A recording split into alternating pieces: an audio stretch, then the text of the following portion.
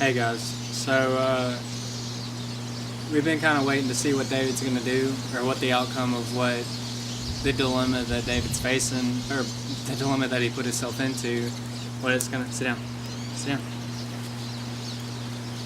what the outcome or how it's all going to turn out, because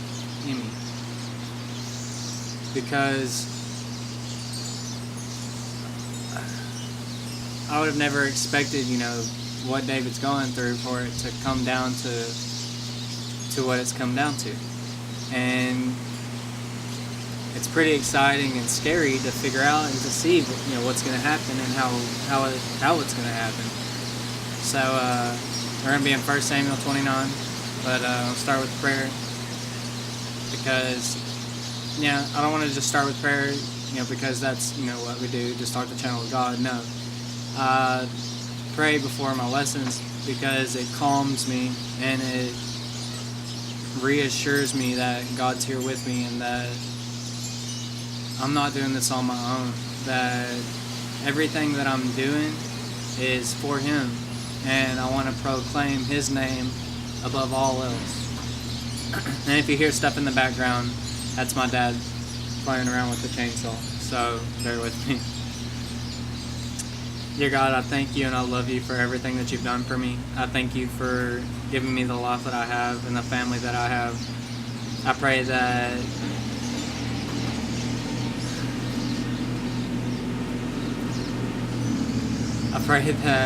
you bring no distractions across my mind, that you focus my eyes on you, not with only my daily lives, but in my study. And I pray that you give me a deep hunger for you, and I pray that you show me what you can do every day. And I thank you and I love you. In your name I pray. Amen.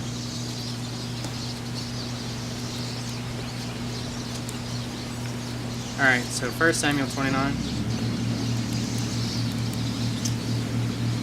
Then the Philistines gathered together all their armies at a feast, and the Israelites encamped by a fountain which is in Jezreel. And the lords of the Philistines passed in review by hundreds and by thousands. But David and his men passed in review at the rear with Achish. Then the princes of the Philistines said, "What are these Hebrews doing here?" So it starts off with the Israelites encamped by a fountain. And when I read that, I was like, wow, why would it say that? And I think it's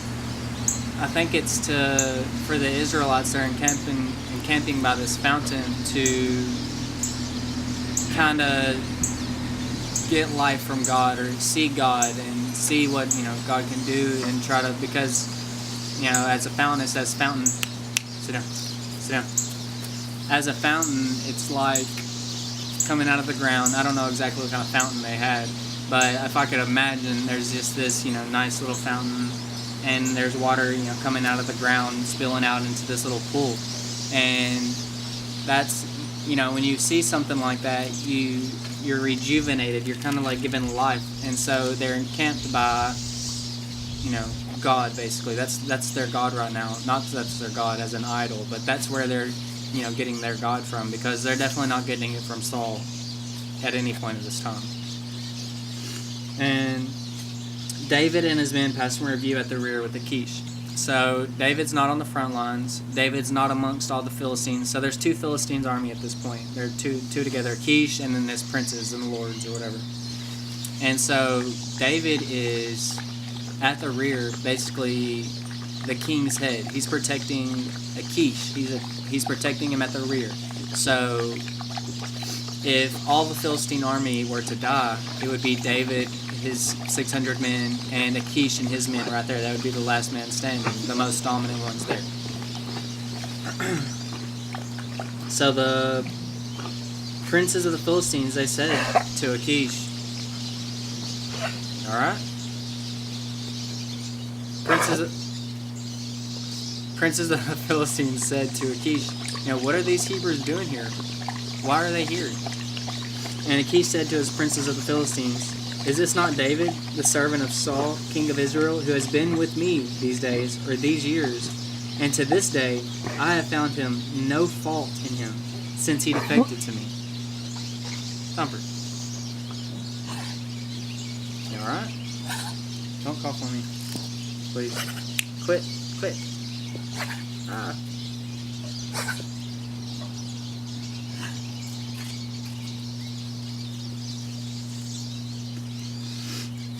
Anyways, verse 4, but the princes of the Philistines, they were angry with him.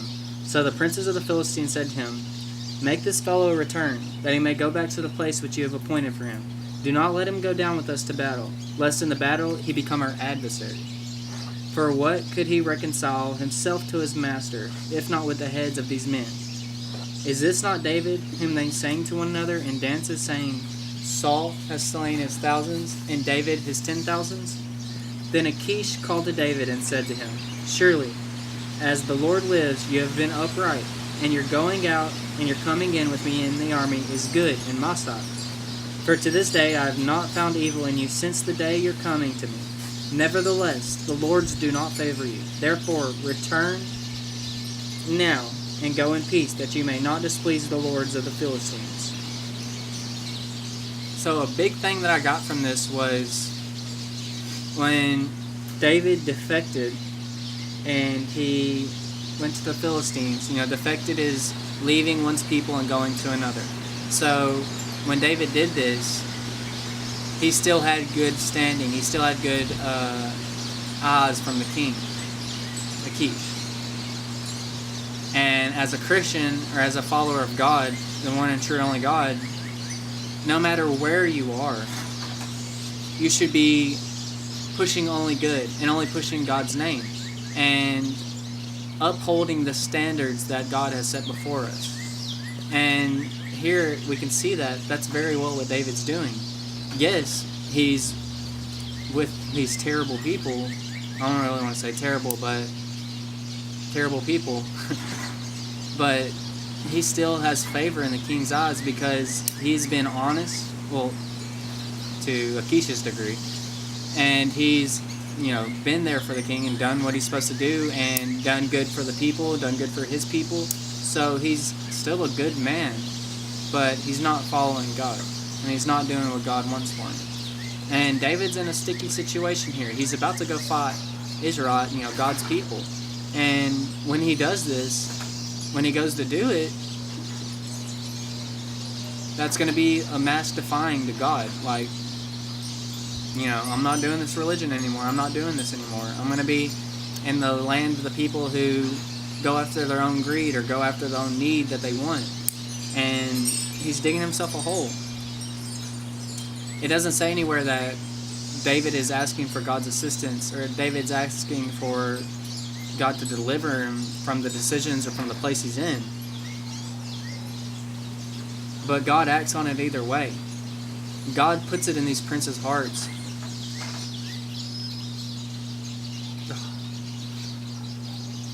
I was about to sneeze. God puts it in these princes' hearts that they don't want David around. They don't want him there. So whether David likes it or not, whether David wanted to actually fight Saul, because I'm sure he had all this hatred built up against Saul. It doesn't say, but I'm assuming. And so I'm sure he was ready to, kill him. And even if David wouldn't kill him, and even if he wasn't the one who slayed him, if he was there, if David was there with the Philistines' army, if Saul was slain, then it would be on David's hands. All of Israel would believe that it was on David's hands, that David was the one, who did it, who pushed this cause. And so we're about to see what God's going to do, and if God's going to let him keep going in this battle or what. So David doesn't see Saul as his king anymore. Achish is basically David's king now. So Achish answered David and said to him, I know that you are as good in my sight as an angel of God. And I thought it was kind of weird that he said that. Has David's heart and has David's life made prompt to Achish? Maybe there is one God.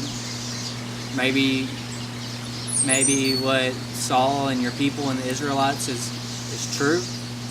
It doesn't say anything about that, but it's leading me to believe that maybe David's planting seeds in Achish's life.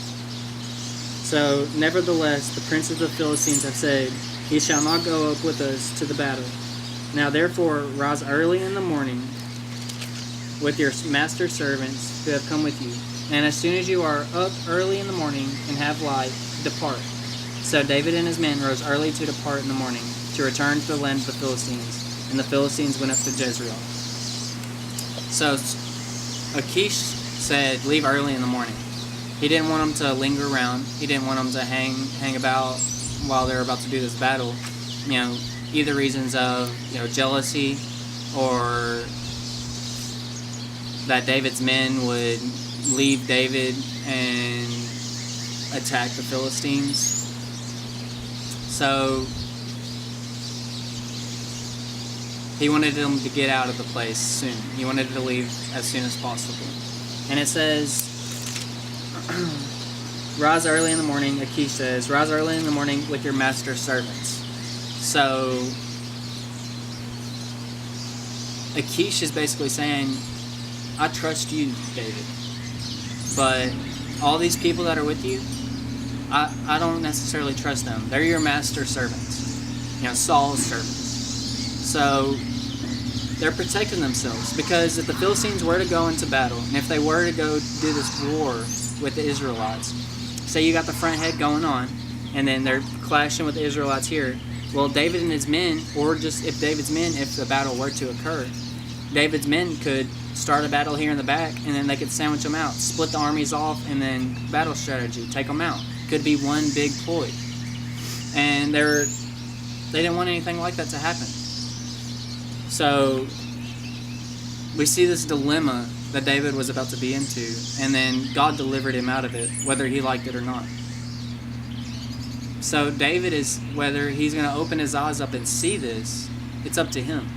Whether he's going to see that God's still acting in his life and that God hasn't forsaken him yet, or given up on him. And something I got from this is, a lot of people and myself ask to see God. Are you real? Where are you? Why aren't you here, with me? Why aren't you talking to me, doing this with me?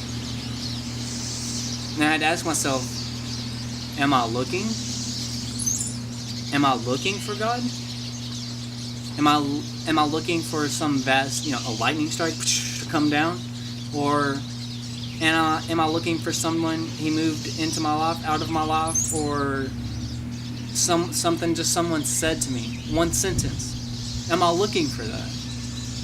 And I had to really ponder that for a while, because I was looking for some grand, entrance of a God's sign. And I'm not saying that's not possible. It's very possible. God can do anything. But you have to understand that God also works in grains of sand. He works in small ways. But He's working constantly, always. And something my mom's always told me is, if you're not moving towards God, and if you're not studying, chasing after Him, praying, it's not all about studying and praying. It's a relationship. If you're not furthering your relationship with Him, you're not standing still. That doesn't happen. You're receding. You're going further away. There's no standstill in this war. I call it a war because it's a very real war. God's fighting for us, but so is Satan. And you have to understand, and you have to see what's going on. Your own ignorance can kill you if you don't realize the situations and either adapt to them or act on them.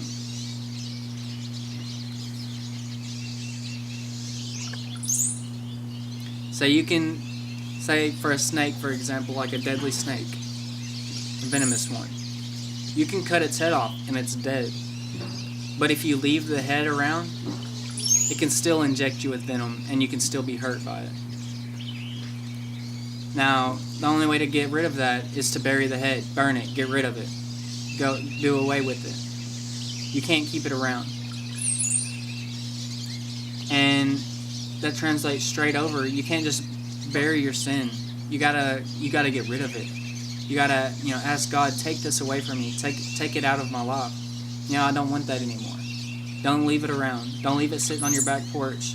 Whenever I get tired of moving forward, I can just turn around and grab that real quick.